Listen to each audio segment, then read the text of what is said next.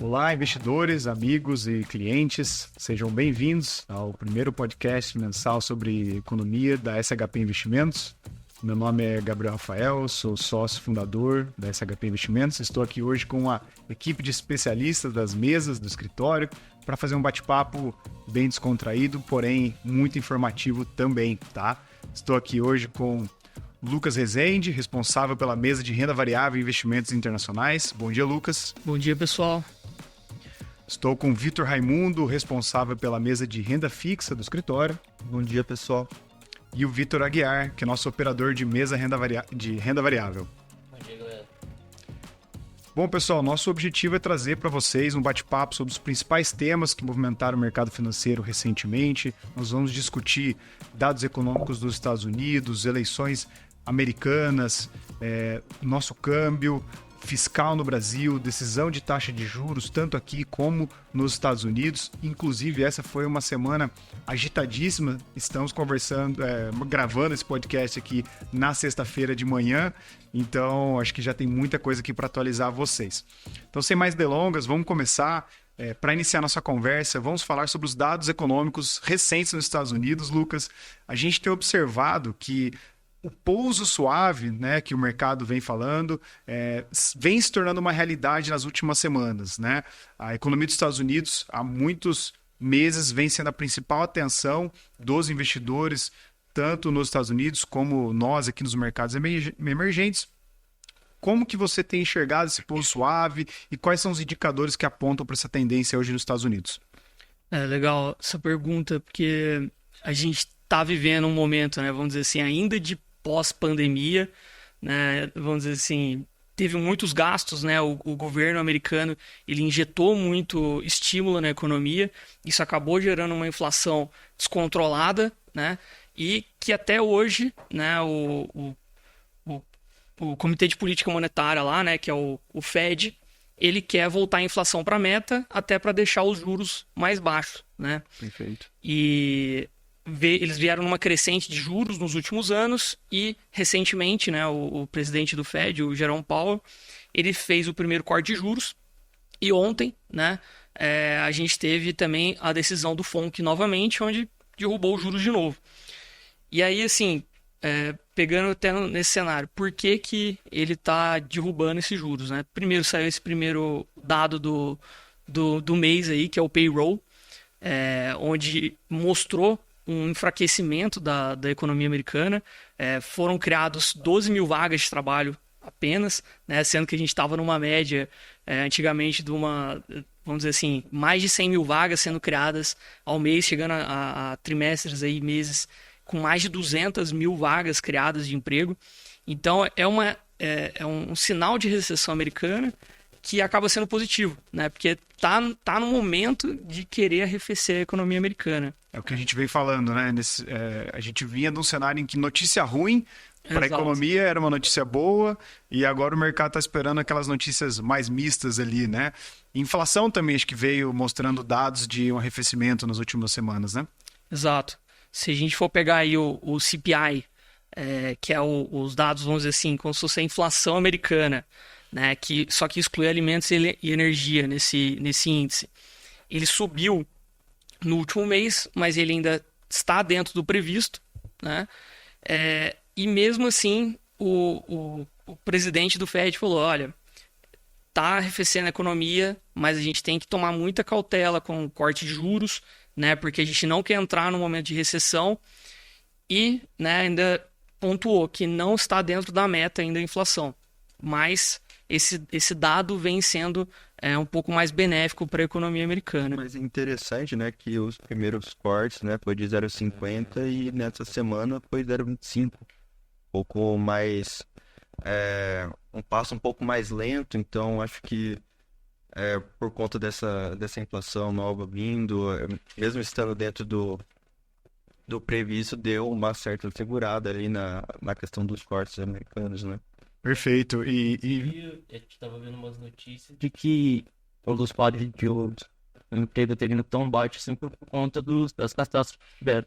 Então, que alagou tudo lá. Esses problemas trouxeram talvez um apreço maior por ter tentar deixar a inflação um pouco mais controlada ali, com certeza sobre como vai ser daqui para frente, né? Porque agora tem que reconstruir tudo. Então, talvez o Fed dê esse pouso suave mais tranquilo. Perfeito. E Vitor Raimundo, aqui da mesa de renda fixa, você que acompanha as curvas de juros, né? Olhando o futuro, o que você enxerga, né? O que o mercado está enxergando? Temos mais cortes nos Estados Unidos por vir ainda? Ou, vamos dizer, parou por aí? Não, ainda as perspectivas ainda é de mais cortes, né? Porém, agora com a eleição do Trump, acaba dando uma certa maneirada ali na questão da velocidade com que esses cortes vão ser feitos. Ainda se enxerga uma perspectiva de um espaço ali para cortes, mas com o Trump, com a política que ele carrega na questão do protecionismo, né, a questão das taxas entre as importações, né, para os Estados Unidos, isso faz com que gere uma certa inflação, uma expectativa de inflação futura ali, nessas decisões que o Trump possa tomar ali na questão, estando aí de volta à Casa Branca. E isso faz com que também o Banco Central americano deu uma pisada no freio ali na questão dos cortes, mesmo com a expectativa ainda de um certo espaço, porém um pouco mais cautelar, às vezes até segurando um pouco o juros. Legal, você já entrou aí no segundo tópico aqui do nosso bate-papo, que são as eleições nos Estados Unidos, né? Fatídica eleição. O Trump, ele é o segundo presidente dos Estados Unidos que voltou depois de ter perdido a reeleição, tá? Tava lendo ontem, salvo engano, faz quase 200 anos que isso não acontece. Ele não é o primeiro, né? Ele não é um dos primeiros a perder uma reeleição. Acho que já tiveram alguns outros casos na história, mas ele é o segundo a voltar à Casa Branca depois de ter ficado um mandato fora. E foi realmente uma eleição muito importante para os Estados Unidos, né? Ela foi muito fatídica. A gente teve ali a saída do Joe Biden no meio da corrida, depois daquele primeiro debate. E né, fato já ocorrido aí da eleição do Trump já eleito, né? Lucas, você pode comentar um pouquinho sobre quais foram os impactos no mercado no dia seguinte, como que foi aí o pregão pós-eleição do Trump? Legal. Pensando assim, quando a gente está falando de Donald Trump como presidente dos Estados Unidos, é uma bandeira que ele já levantou desde da sua primeira eleição em 2016, que é do protecionismo, né, dentro das empresas americanas, né? E aí, assim, esse protecionismo que ele vai trazer, ele vai provavelmente aumentar tarifas, né, de produtos que vêm de importação para os Estados Unidos. Principalmente, né? Da China, né? Principalmente da China. Então, assim, a gente cria um embate maior ali, né? Também, né, provavelmente um corte de impostos dentro da economia americana. E se a gente for olhar o que isso pode refletir na nossa economia, né, até que você citou aqui, aconteceu no pregão, como a gente está aqui ainda, a gente opera renda variável, o Brasil também olha os Estados Unidos, né? Se a gente for olhar os Estados Unidos, a gente amanheceu aí, né, com as bolsas em alta, foi vamos dizer assim, um gás, né, um alívio ali nas bolsas, que além de trazer menos incerteza para o mercado, agora sabendo quem vai ser o presidente e o que vai acontecer, também, né, muitas empresas viram como positivo a volta do Trump, né? Principalmente as empresas que se beneficiam da própria economia americana. E falando de bolsa brasileira, né, aumentou a incerteza, né? O dólar no começo do pregão ali deu aquela alta, né? Eu tava mostrando ali aqueles R$6,20, né? Teve a questão do Google, né? Do 6,20, mas não chegou a 6,20, pessoal. Bateu 5,80, 5,85, né? No máximo ali. Puxando a parte de bolsa, né? A gente viu uma das ações que mais performou foi a Tesla, né? O Elon Musk, ele investiu algo como 130 milhões de dólares, né, de recursos próprios na eleição do Trump, tem se colocado ali como um possível parceiro para criar uma secretaria de redução de gastos, né? Como o próprio Vitor comentou aqui, a entrada do Trump pode causar um movimento um pouco mais gradual na redução dos juros por lá, porque o Trump quer baixar os impostos das empresas americanas e o fiscal nos Estados Unidos não está lá aquelas coisas, né? Já há alguns anos os Estados Unidos vêm com um déficit muito alto, assim como no Brasil. Porém, né, os Estados Unidos ainda tem a moeda mais forte do mundo, mas o mercado está de olho nesse fiscal, né? Então, poxa, o Trump vai reduzir os impostos das empresas e como é que vai ficar o fiscal? Aí, né, pode ali entrar, ou pode ser que tenha alguma participação do Elon Musk nessa possível secretaria de redução de gastos, né? É interessante também, né, que a gente viu nesse primeiro dia uma alta, né, na Bolsa Americana em algumas empresas específicas, como a Tesla, né? Mas a gente também viu um certo desconforto ali na questão dos juros. Os juros aumentou junto com a Bolsa, né? A gente geralmente fala juros para cima, Bolsa para baixo, Bolsa para baixo, juros para cima, né? Mas nesse tempo, os dois subiram, né? Tanto a Bolsa, tanto a curva de juros futura subiu muito por conta dessa inflação estrutural que o Trump possa trazer, com essa questão das proteções, né? E essas taxas, mas beneficiando as próprias empresas. E foi um momento de muita volatilidade, né? Porque quando saiu o resultado, no dia seguinte a gente viu aquela euforia sobre o dólar vai subir muito. Ele subiu durante grande parte do dia, depois a gente começou a ver caindo. Ontem também estava caindo um pouco, o dólar caindo, bolsa, caindo juros.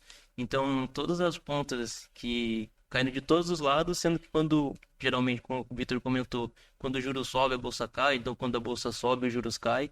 E a gente conseguiu ver isso, o cenário de todo vermelho, uma grande incerteza que trouxe aqui para o Brasil e como seria a política do Trump no futuro e com impacto aqui também para a gente. E Vitor, você que está ali na mesa de renda variável, ajudando os clientes a comprar e vender ações, fundos imobiliários, a gente recebeu algumas perguntas de clientes, né? O que eu faço agora que o Trump entrou, né? Então, acho que a gente está aqui comentando o que aconteceu no dia seguinte ou na semana, pessoal, mas acho que com um horizonte de longo prazo, né? O investidor, ele deve mudar tudo o que ele estava fazendo ou acho que tem que ter um pouco mais de parcimônia, Vitor Aguiar? Bom, eu acredito que, independente do Trump ou qualquer outro presidente, a gente tem que investir naquelas empresas que são consistentes, independente da política. Então, empresas que estão aí há muito tempo. Inclusive, a gente vê um cenário que certas empresas se beneficiam mais da política do Trump. A gente tem um relatório fazendo uma comparação entre quando tinha o Trump no governo e quando tinha o Joe Biden, quais empresas que performavam melhor aqui no Brasil. Então, com esse cenário, eles dão muita ênfase para empresa de mineração, empresa de exportação, por conta da China, porque visto que a China não vai ter mais como importar ou exportar nos Estados Unidos, porque vai ter uma restrição maior, então eles dão prioridade para o Brasil, onde o Brasil consegue ter um grande avanço, né, na economia, dar uma aliviada aqui. Mas, de qualquer forma, as empresas boas do Brasil a gente já conhece, né? Petrobras, Vale, as empresas maiores, né? As blue chips. Então, eu acredito que manter os investimentos consistentes nela ao longo do tempo vai sempre trazer um bom benefício e evitar aquelas empresas que sofrem muito com juros, já que a gente está passando por um aumento de juros aqui no Brasil novamente, e tentar fazer uma alocação mais certeira. Perfeito. A gente tem olhado muito geração de caixa, né? Empresas que são lucrativas com geração de caixa, sem ficar ali especulando muito naquele crescimento super exponencial, né? Acho que a gente vê isso no Brasil, que as empresas com melhor performance em bolsa normalmente têm sido as centenárias, né? E não as empresas mais jovens, né? E não também a questão de pagar os dividendos, né? Mas a possibilidade que ela tem de reinvestir o lucro dela. Então a gente vê Itaú que sempre mostra um resultado forte, crescendo muito ao longo dos anos, e é uma empresa que não tem um dividendo tão alto contra as outras, porque ela reinveste capital e ela traz valor pro cliente, pro investidor, muito maior ao longo do tempo. E até para voltar aqui, que a gente estava falando da China, né? O Trump estando eleito lá e aumentando, né, uma restrição da China, claro que ele nunca vai acabar com o relacionamento da China, né? Porque ainda é muito importante para muitos setores nos Estados Unidos, mas o Brasil pode acabar se beneficiando com isso, né? Porque se ficar melhor para a China fazer mais negócios com o Brasil, ela vai sim aumentar aqui. E aí, puxando o gancho das ações, né? A gente tem, por exemplo, o Vale, né? Que é uma empresa que se beneficia muito do mercado chinês. Pode aumentar o fluxo de minério para a China. E, entre outras também dentro do mercado brasileiro. Gerdau, que vende muito nos Estados Unidos, né? Gerdau tem um dos principais clientes da Gerdau são os Estados Unidos e teve uma performance muito boa no pregão aí no pós-eleição, né? Justo quando saiu a vitória do Trump, ela também anunciou ali um resultado muito forte, que quando a bolsa inteira estava caindo, ela estava subindo 9%. Então foi uma virada muito grande, porque ela vem sendo derrubada aí por conta de política na China, de incertezas no mercado há muito tempo. Então foi a primeira alta exponencial que ela teve nesse último ano, né? Legal, pessoal. Vindo agora para o cenário doméstico aqui no Brasil, o mercado vem muito atento ao fiscal. O governo em exercício tem uma política de gastos mais expansionista, né, mais gastão, falando um português mais coloquial aqui, porém, isso tem trazido muita incerteza em relação à trajetória da dívida pública aqui no Brasil. E essa semana, acredito, seja uma das semanas mais decisivas em relação ao fiscal, porque o mercado está desesperado por alguma novidade. Vitor, você que acompanha, o que a gente pode esperar, né, em termos de medidas do fiscal, o que isso pode impactar, né, as nossas curvas de juros aí?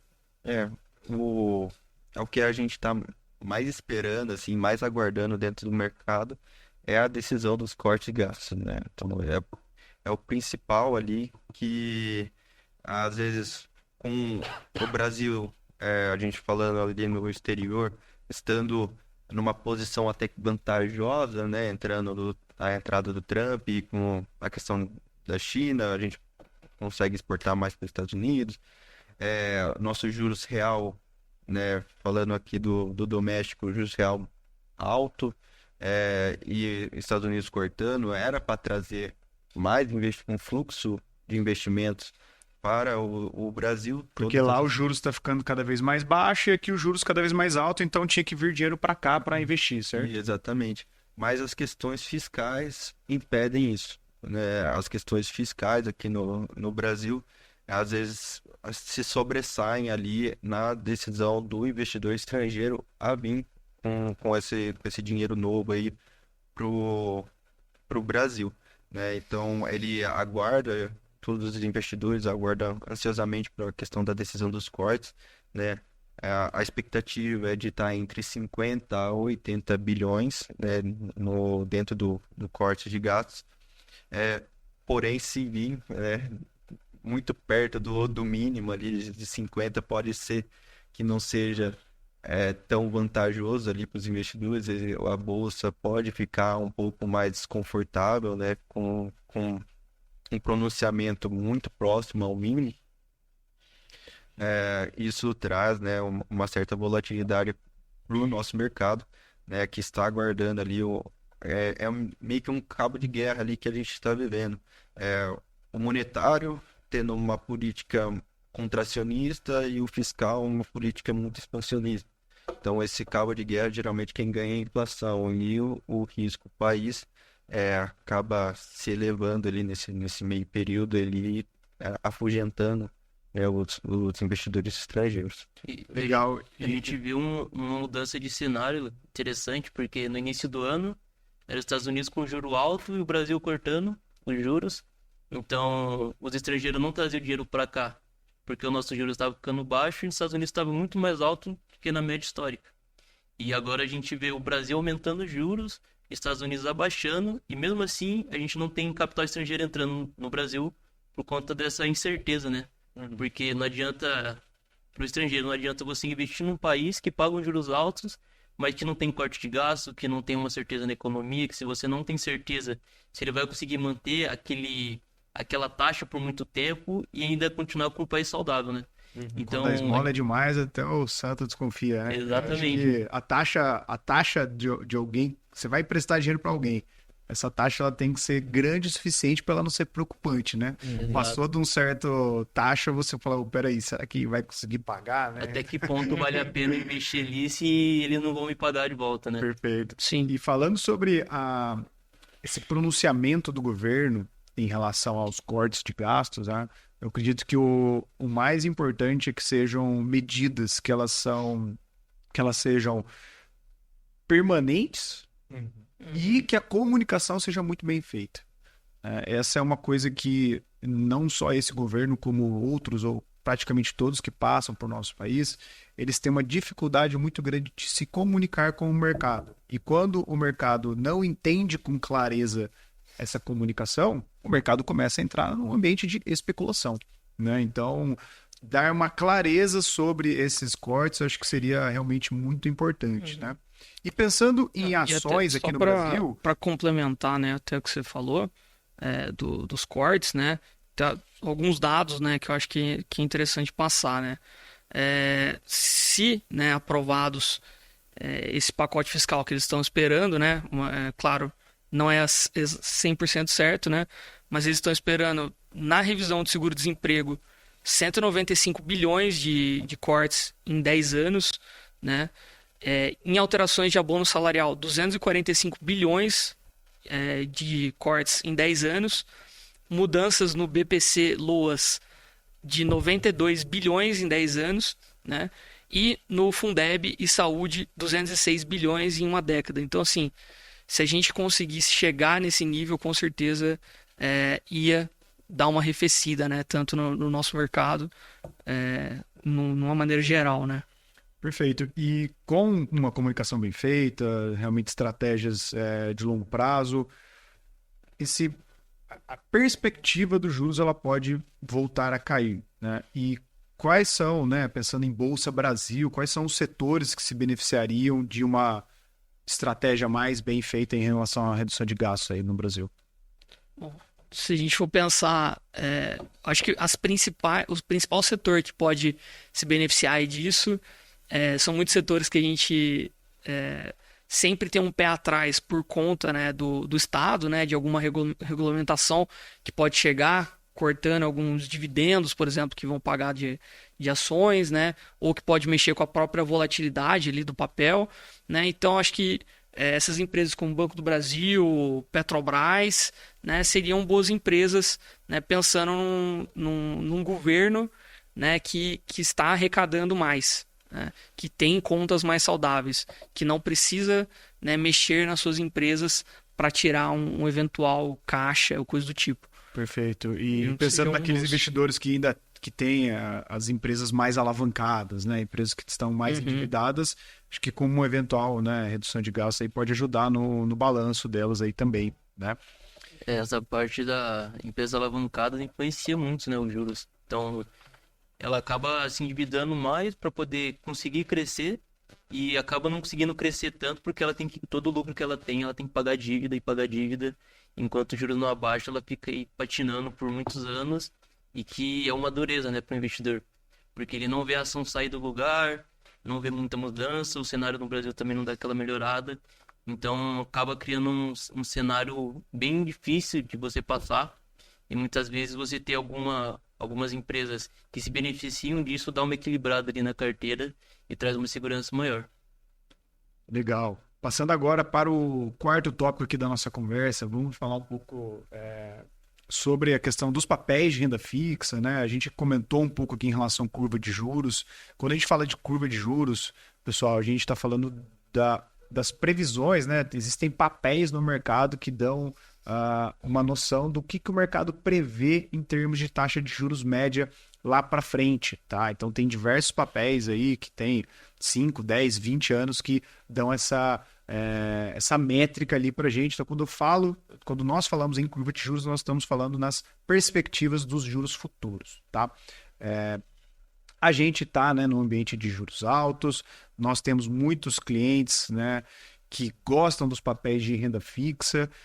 E o que tem acontecido, Vitor? Conta para a gente o que tem acontecido com os papéis de renda fixa nesse ambiente de juros altos, com perspectivas de juros mais altos ainda lá na frente, né?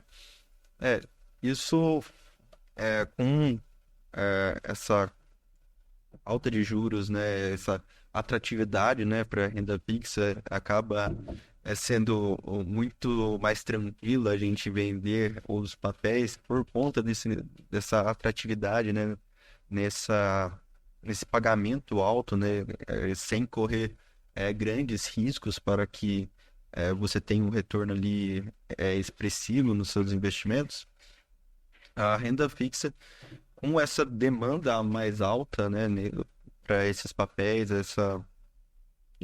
nessa curva de juros, né, alta, faz com que a diferença entre o que o título público, né, principalmente o Papel do governo, papel do governo, que o que ele paga de dívida referente ao que as empresas estão pagando de dívida está muito semelhante, né? Então a gente fala o famoso spread, né, que é a diferença entre esses dois papéis. Dando um exemplo aqui, se o papel do governo está pagando 12, a empresa está pagando 12,50, o spread seria esse 0,5 aí de diferença entre os dois. E lá atrás isso era muito maior, né? Você tinha um ambiente onde, por exemplo, o governo pagava 8% ao ano de dívida, uma empresa pagava 9, 9,5, 10, né? Isso, a diferença era muito maior. Mas com que a curva de juros é muito alta, a empresa também não consegue pagar 15, 16% para ter um spread, né, justo, né? Então acaba tendo uma compressão ali nos papéis, né, nessa diferença, e também a demanda, né, por esses papéis acima de 12% ao ano ali, o famoso 1% ao mês, acaba sendo uma barreira psicológica ali para os investidores também, na procura desses papéis. Então faz com que essa diferença cada vez menor, né? Então, e também por essa demanda mais alta, é aquela questão da oferta e demanda da economia, que é a lei que funciona em toda a economia capitalista aí, que rege tudo, que é a questão, se você tem mais demanda, a questão dos preços acaba Subindo ali, subindo, né? E também os juros, né, acaba diminuindo porque tem mais pessoas querendo comprar, então a oferta fala, bom, então já que está todo mundo querendo comprar, eu vou vender ali a uma taxa menor, né, já que está todo mundo querendo. Em resumo aqui, né, quando a gente tinha uma taxa de juros mais baixa e a gente queria pegar um título de uma empresa privada, a gente conseguir um prêmio melhor. Hoje a gente tem uma taxa de juros muito mais alta, só que o quanto essa empresa paga acima do governo é uma taxa, uma diferença muito menor, né, pessoal? Isso a gente chama muitas vezes de prêmio de risco, tá? Então, para vocês investidores de renda fixa, saiba que hoje você tem uma taxa melhor, mas o governo está, né, com uma taxa quase tão atrativa quanto algumas empresas, apesar de não ter a isenção. Então isso é algo muito importante vocês pensarem na hora da montagem do portfólio de vocês junto com o seu assessor, que é fazer sempre um equilíbrio entre os títulos privados, que oferecem um pouco mais de risco de crédito, e os títulos públicos que não oferecem ali o risco de crédito. É muito importante, né, na seleção, quando a gente fala na seleção dos ativos de renda fixa, ainda principalmente nesse cenário aí de spread curto, juros altos, né, taxas muito atrativas, escolher bem as empresas, né? Como o pessoal aqui de renda variável faz, o trabalho também aqui da nossa parte de renda fixa é bem semelhante na questão de análise da empresa, porque a gente precisa que ela pague, né, a questão do crédito que a gente está. Da mesma forma que você quer que a empresa que está emitindo dívida dê lucro, a gente quer que a empresa que a gente está investindo também dentro da bolsa listada, ela dê lucro, né? Não prejuízo. Então, quando a gente fala em renda fixa, mais importante do que o retorno do dinheiro é o retorno do dinheiro, né? Exato. O dinheiro voltar primeiro já é algo muito importante, tá, pessoal? E o papel do do Vitor Raimundo aqui na mesa de renda fixa, em conjunto aí com as nossas casas de análise, em conjunto com os relatórios da XP, é oferecer para vocês papéis, quando de empresas, né, quando papéis privados, de empresas que a gente entenda que são lucrativas, que elas vão ter a condição de retornar o dinheiro para você dentro daquela taxa esperada.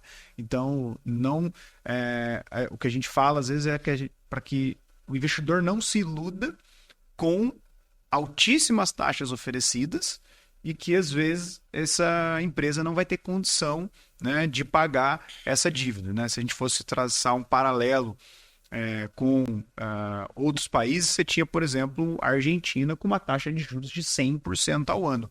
Isso quer dizer que todo mundo foi investir na Argentina? Muito pelo contrário, né? A taxa de juros ela era tão alta que a percepção de risco, né, o risco em relação à moeda se desvalorizar era tão alto que mesmo recebendo 100% ao ano de juros, né, no peso argentino, não faria sentido. Então, é muito importante que o investidor, com o tempo, crie, né, essa casca, esse conhecimento de que taxa não é tudo, tá, pessoal? Taxa não é tudo. É importante que você invista numa taxa que seja condizente com as condições de mercado, condizente com a capacidade de pagamento daquela empresa e também pensando na moeda que você vai investir, né? Porque, voltando ali para o tema do fiscal, se uma taxa de IPCA mais 7, igual às vezes o Brasil oferece, fosse tão boa quanto parece, todo mundo teria só dinheiro no Brasil e não nos Estados Unidos ali recebendo 4% ao ano, mais ou menos, né? Nesse tópico também é um ponto muito importante, né, na questão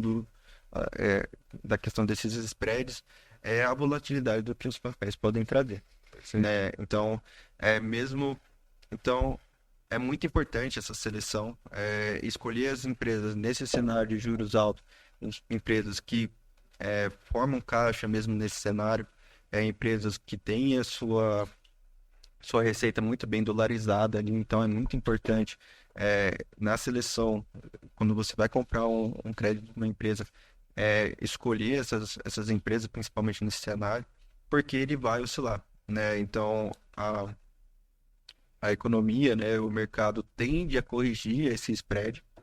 Então, nessa correção, né, esse spread, essa diferença, voltar a ser um pouco maior, pode trazer uma marcação a mercado negativa na carteira do cliente. Então, é um excelente cenário para que você, de carrego, então, um cenário para que você pegue excelentes empresas como exemplo, Vale, no mês passado, teve uma emissão aí que até foi negativo, um spread negativo. Vale porém, paga menos do que o governo na dívida, né? Negativo, mas isento. Porém, isento, né? Quando a gente faz a conversão, fica um prêmio até que relativamente ok. Porém, um IPCA mais 6, né, de base, isento. E vale dolarizado, então a moeda aqui no Brasil não vai influenciar tanto nesse pagamento. A capacidade de pagamento da empresa, né? A capacidade de pagamento da empresa é muito boa, mas a gente vê a taxa nominal, um carrego, né, que a gente fala, carregar essa taxa num período longo de tempo com uma empresa como a Vale é extremamente vantajosa ali para a carteira. Porém, quando tiver essa correção desses spreads, mesmo assim, esse papel pode marcar negativo ali. Então, é muito importante ali o investidor, o assessor, como o educador, ali, passar para o cliente que os papéis eles vão ter essa oscilação nessa questão.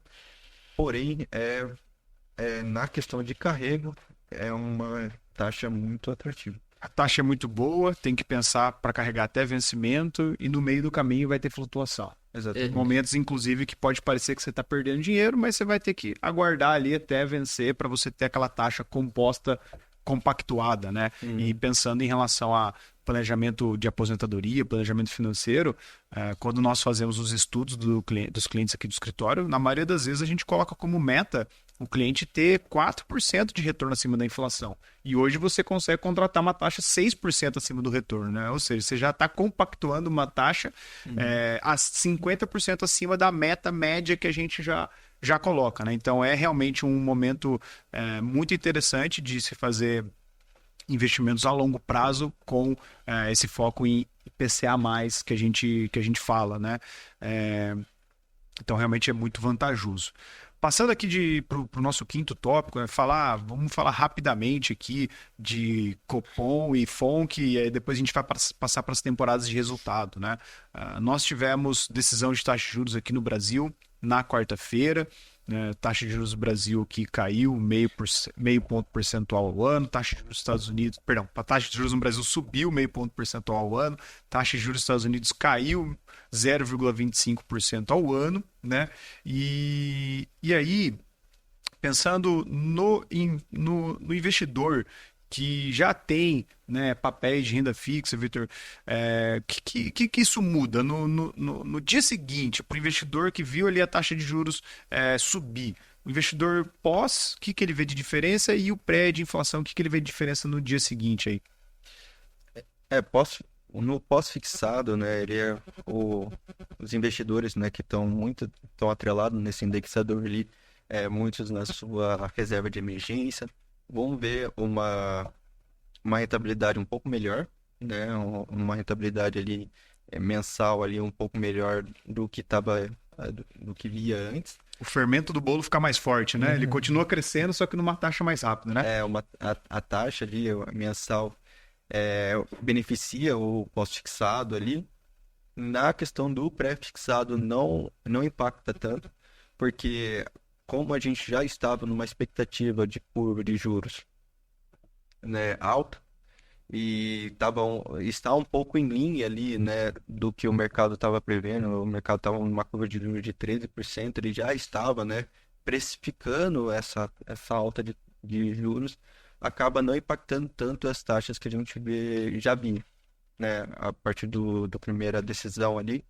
Essa decisão de aumento no juros de 0,5 acaba não impactando tão no D0 ali na questão da taxa de juros. É mais importante a decisão do fiscal ali no corte de gastos do que propriamente a taxa de juros na política monetária ali.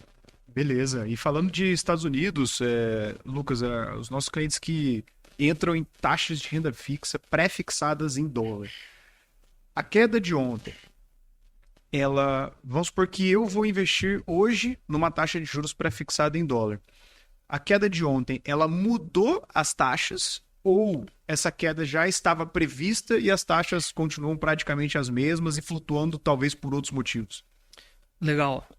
Se a gente for olhar, né, desde que a gente está, principalmente dentro aí do mercado americano e acompanhando, né, o movimento dos juros e o movimento do FONC, a gente viu, primeiramente, as taxas subirem muito. Então a gente via, né, para o pessoal aí de casa ter uma noção, taxas de empresas americanas, né, praticamente AAA, né, que são empresas boas pagadoras das suas dívidas, pagando em torno de 5% ao ano, né, que pro mercado americano são ótimas taxas, né, para se carregar. Até o Vitor comentou do carrego ali das taxas. O americano, muitos anos, ficou na taxa zero, praticamente. Na taxa zero, ali, né? Exato. Se a gente fosse procurar ali uma média dos últimos 10 anos dos Estados Unidos, talvez o rendimento ao ano tenha sido 1%, 2% dentro das taxas de renda fixa, né? E a gente via essas empresas pagando em torno de 5% ao ano. E agora, né, com esse fechamento da curva de juros, trazendo já há 2 reuniões uma queda, a gente vê cada vez menos, né, taxas tão atrativas quanto estavam no passado, né? Se hoje, em comparação, antes a gente falava de 5%, agora a gente pode falar de 3,25%, né? E aonde que a gente está encontrando boas oportunidades ainda? Nas próprias empresas brasileiras que decidem emitir dívida lá fora, né? Onde trazem boas oportunidades também. Então, assim, hoje o cenário de juros, né, americano trouxe as taxas de renda fixa mais para baixo, né? E também trouxe os títulos brasileiros também estão pagando menos, porém ainda continuam atrativos, As né? empresas dos emergentes em geral, né? Dos emergentes em geral. Estão Se a com gente for taxas olhar boas, né? muitos títulos soberanos, né? Hoje dá para trabalhar com o título soberano do Chile, dá para trabalhar da Colômbia, né? Do próprio Brasil. Então, esses emergentes eles estão, né, entregando boas taxas hoje no exterior. Maravilha. Vamos falar de temporada de resultados agora, né? Estados Unidos, depois Brasil. Acho que existe essa máxima, né, de juros com bolsa, que às vezes uma movimenta a outra, mas no final do dia, né, pessoal, o que importa para a bolsa é lucro. Então, às vezes você tem, na verdade, nos Estados Unidos, um ambiente de juros em queda, com lucratividade das empresas subindo. E você tem no Brasil um cenário de juros em alta com a lucratividade das empresas também subindo, né? A gente vai comentar um pouco disso mais à frente, mas falando um pouco rapidamente Estados Unidos, né, Lucas, depois Brasil, o Vitor Aguiar, vou pedir as opiniões dele, mas pensando em resultados dos Estados Unidos, né, como que tem sido a temporada de resultados por lá, em termos de lucratividade, das 7 magníficas, né, dos bancos, como que tem sido por lá? Legal. Hoje, vamos dizer assim, o mercado americano ele é muito pautado por essas magníficas 7, né, como o Gabriel citou, que é o quê? A Apple, a Tesla, a Nvidia, a Alphabet, a Microsoft, a Amazon e a Meta, né? Então, essas hoje são empresas, né, se não quase trilionárias e trilionárias, né, chegando a Apple e a Nvidia, por exemplo, a ter um volume, né, um valor de mercado superior a 3 trilhões de dólares. A Nvidia Né? ultrapassando, né, a Apple, que era soberana ali. A Apple soberana, né? E aí, assim, hoje, se a gente for olhar, né, os resultados, Apple, como que foi? Ela teve um lucro de 14 bi, né? E esse lucro de 14 bi, ele, na verdade, ele teve um 35% de queda na receita, né, comparado ao trimestre anterior, principalmente porque o iPhone parece que não foi da mesma forma como eles imaginavam, né, não teve tanta aderência do mercado, mas mesmo assim a gente vê a Apple com um caixa gigantesco, né, uma possibilidade de investir em novas empresas e novas tecnologias infinita quase, né, e mesmo com uma queda de 35% ainda lucrando 14 bilhões de dólares no trimestre, então muito, muito forte. Se a gente for olhar, né, a Tesla, que até teve uma repercussão muito forte depois da entrada do Donald Trump, né? O Gabriel até comentou que talvez o Elon Musk ele tenha algum tipo de cargo dentro ali do governo americano, principalmente pode estar em algum lado de tecnologia, né, lá dentro. Mas alguma coisa ele está esperando do Trump, né? Porque ele investiu muito dinheiro e tempo ali na campanha, né? Com certeza algum incentivo ele quer, porque todas as polêmicas que ele tentou entrar ali usando o X, né, o Twitter, Sim. então sempre puxando a política pro lado pro Trump, fazendo comentários sobre a Kamala, né? Então com certeza alguma coisa ele quer. Ele chegou a comentar, né, um pouco antes da eleição, falou assim, eu estou all-in, né, que é um termo usado no poker muito, né, quer dizer que você está apostando todas as suas fichas em uma jogada só, que ele estava all-in no Trump, né, então talvez o cenário podia ser muito diferente se a Kamala Harris tivesse sido eleita a próximo presidente dos Estados Unidos, né? Mas é meio que o perfil dele, né? Sempre ele tá no all-in. Sempre tá no all-in. Ele não faz a Exato. aposta pequena, não. E aí, assim, falando até da empresa Tesla, né? Hoje, um grande problema, né, do Elon Musk seria a concorrência chinesa. Hoje a gente vai ver a BYD, ela já tem um mercado muito maior do que a Tesla, né? Por exemplo, aqui no Brasil mesmo a gente não consegue ter o Tesla. Se vier dos Estados Unidos para cá, deve vir num preço muito absurdo, que não faz sentido para um cara hoje comprar. Ele prefere comprar um chinês que talvez tenha a mesma qualidade por menos da metade do preço, né? E também não tem toda a infraestrutura para montar um Tesla aqui, né? Exato. Posto de abastecimento, que no caso vai ser de carga, né? A gente não tem com tanta facilidade igual a gente encontra nos Estados Unidos para eles conseguirem viajar com tranquilidade. Então você vai pagar muito caro num carro, sendo que você não tem estrutura e vai ter uma dor de cabeça muito maior que se você comprar da China, por exemplo, da BYD, que talvez vai ter um suporte muito maior aqui dentro do Brasil. Sim. E até pulando, hoje também a Tesla ela tem outros lados de mercado, né? Não sei se todos viram recentemente, ele quis criar um robô que até apareceu em alguns vídeos aí, o robô servindo uma cerveja para as pessoas, né? Fazendo outras coisas. Tem também o táxi autônomo, etc., né? Hoje ele está investindo muito em inteligência artificial, né, na Tesla, também querendo praticamente dar um all-in em inteligência artificial com isso. Ele encomendou 100 mil placas da NVIDIA, né, para montar uma base, né, para utilizar para a Tesla e para as empresas dele. Isso até o CEO da NVIDIA chegou a comentar que ele poderia demorar 4 anos para montar toda a infraestrutura de colocar essas 100 mil placas para funcionar. E ele fez em tempo recorde, ele fez super rápido essa infraestrutura. Outra que, né, já falando da NVIDIA também, né, ainda não divulgou resultados, mas pensando em todas as Magníficas 7 ali, todas elas estão comprando placas da NVIDIA, todas elas estão utilizando de alguma forma ela, então pode-se esperar também um lucro bem positivo para a NVIDIA, né?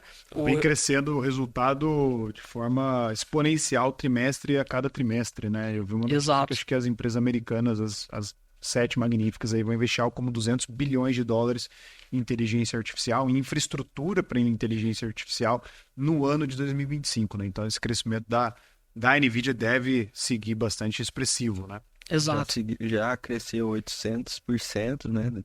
Do começo do ano para cá, deve continuar. E ela se beneficia que cada ano sai uma moda nova, né? Então, primeiro você vem com as criptomoedas, que todo mundo queria comprar placa de vídeo e chip para poder minerar. Agora também tem as empresas aportando muito em NVIDIA para poder trazer uma tecnologia melhor para a empresa, uma infraestrutura maior. Então você vê todo um conglomerado das 7 magníficas meio que trabalhando em conjunto ali. Então uma cresce junto com a outra porque elas compram produto uma da outra. Teve a época da moda do metaverso, que isso aí já meio que passou, né? Também. Esse é legal comentar isso aí, né? Porque antes a bola da vez, vamos dizer assim, surgiu, igual já surgiu outras coisas, mas surgiu o metaverso. Assim, nossa, para que eles vão usar o metaverso? Como que a gente vai utilizar? Isso aí pode ser a coisa do futuro. E a Meta com o Facebook na época, né? Vamos dizer assim, apostou forte no metaverso. Deu errado. Mudou o nome da empresa para Meta, né? E flopou, né? Não deu certo. Praticamente hoje não se é utilizado para nada, né? Igual a NFT também, né? Acho que muitos lembram aí da época, tinha aqueles macacos de NFT, tinha outras formas de usar NFT, Cyberpunk, tudo isso flopou, né? E aí acho que a bola da vez para todas as Magníficas 7, né, seria: será que a inteligência artificial ela é realmente agora a bola da vez? Ou será que o uso dela, na verdade, pode ser... Ele está limitado ao que a gente já sabe e talvez não faça sentido tanto investimento como eles estão colocando, né?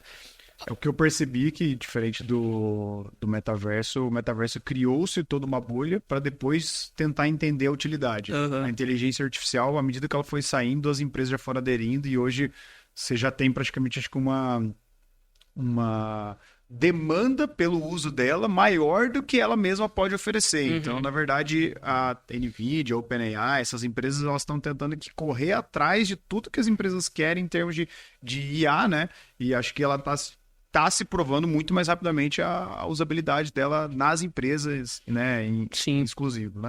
E se for olhar o Alphabet, a Google, né? Está investindo pesado, principalmente para ajudar ele no serviço de nuvem, né? Do Google Cloud. Então, também está conseguindo ganhar um dinheiro muito forte, ao mesmo tempo, o mesmo passo, né? Que investe também muito forte. A Microsoft chegou a cogitar ter uma usina nuclear para fazer, né, a energia para eles usarem a inteligência artificial, né? Elas estão fazendo investimento, na verdade, para daqui, acho que 3 ou 4 anos, reativar uma usina nuclear. Né? Isso realmente, você vê como não é só uma modinha ali Então, realmente, tem muito dinheiro por trás, né? Exato. E passando aqui pro último tópico aqui, pessoal, temporada de resultados no Brasil, acho que também é muito importante, né? A maior parte da exposição de ações dos investidores ainda está em ações brasileiras. Vitor Aguiar, gostaria que você comentasse um pouquinho aí sobre alguns resultados, como eles têm vindo, as divulgações de dividendos, o que o investidor de ações pode esperar, né? Bom, o resultado no Brasil está vindo bem legal esse trimestre.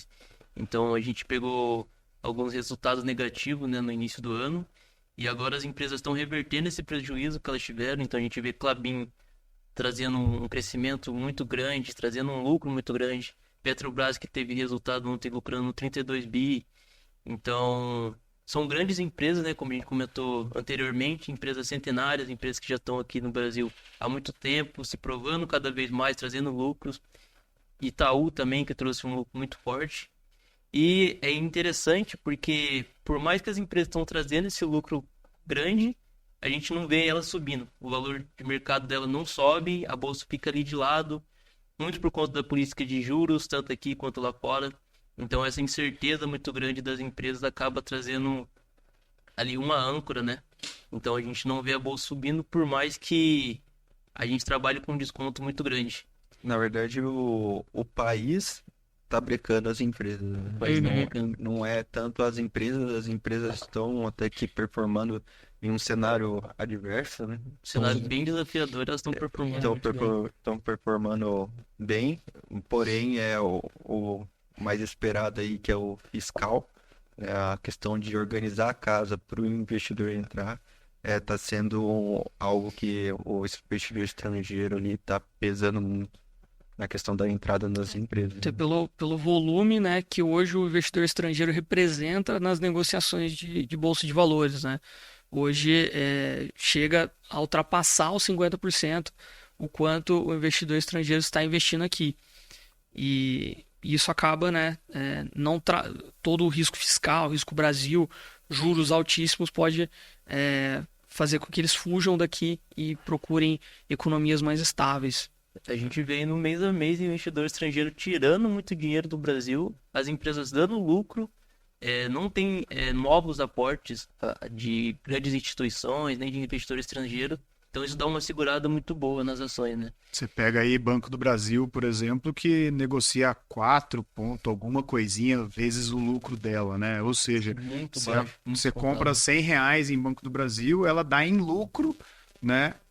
Em 4 anos e meio você teoricamente dobra o patrimônio em lucro, né? E nenhuma renda fixa hoje praticamente oferece esse nível de retorno. Lógico que também existe um risco agregado muito mais expressivo, porém, pega o Banco do Brasil aí, que é o CNPJ número 1, né, do país, então é uma empresa muito antiga e super lucrativa, né? Empresta também muito crédito pro agro, né? Então ela consegue ter um crescimento muito maior.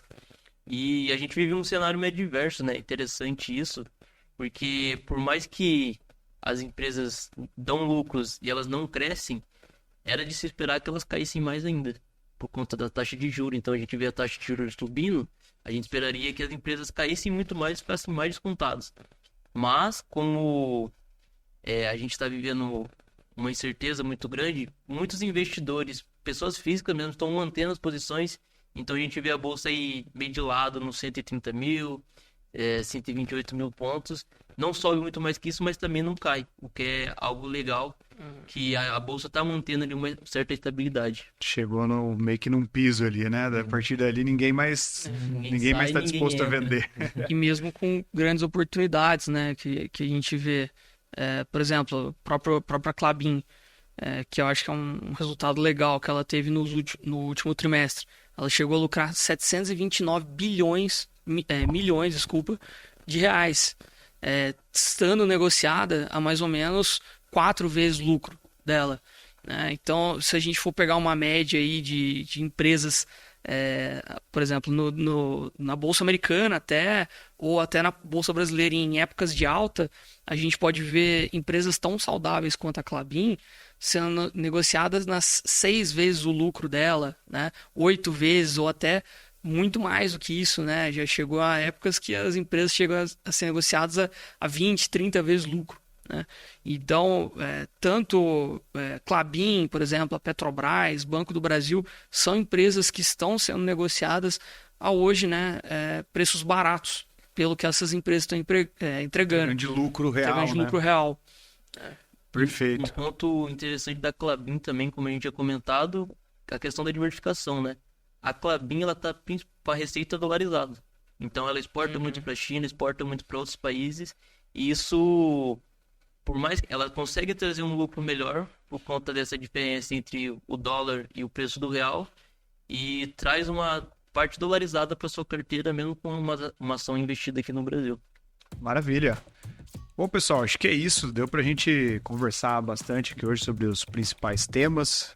Quem acompanhou até aqui, use e abuse ali, né, no bom sentido aí do seu assessor de investimentos para discutir esses cenários junto com as mesas aqui do escritório, fazendo um paralelo com o seu planejamento financeiro sempre, tá? Não tome decisões apenas por uma vontade de não perder uma oportunidade, mas tome decisões baseadas no seu planejamento, nos seus objetivos. Eu quero agradecer a presença de todos vocês, Lucas, Vitor Aguiar, Vitor Raimundo, pelos insights, pelas estratégias, né, pela leitura de mercado que a gente pôde compartilhar aqui hoje. E, por favor, passe aí um feedback, né, opinião do que vocês estão achando, né, o que vocês acharam desse primeiro episódio para o seu assessor, para quem te enviou esse podcast. Para a gente vai ser muito importante para melhorar para as próximas edições. Obrigado, pessoal, e até um próximo podcast. Muito obrigado. Obrigado, pessoal. Tchau. Valeu.